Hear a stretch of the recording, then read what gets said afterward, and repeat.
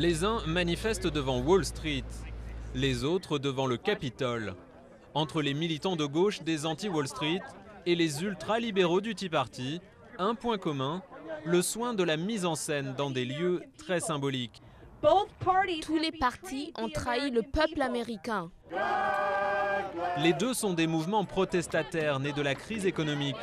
Le Tea Party contre l'establishment républicain et le trop d'État, les anti-Wall Street contre les grandes banques et leurs alliés politiques, y compris démocrates. Barack Obama lui-même en prend pour son grade. Et maintenant, tous à la Maison-Blanche. C'est sous ses fenêtres, en face d'une grande banque américaine à Washington, que les indignés sont venus le sermonner.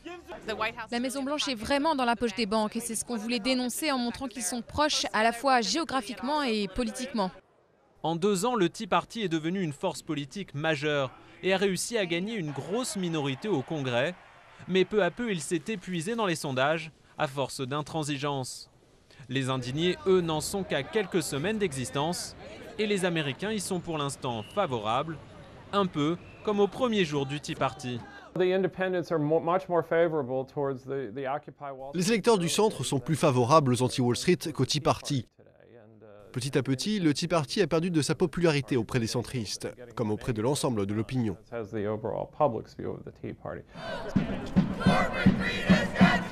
Parmi les slogans des anti-Wall Street qui font recette, l'idée que les inégalités augmentent et qu'il faut plus taxer les riches, un programme à gauche toute que Barack Obama semble s'approprier de plus en plus, 1 an avant l'élection présidentielle.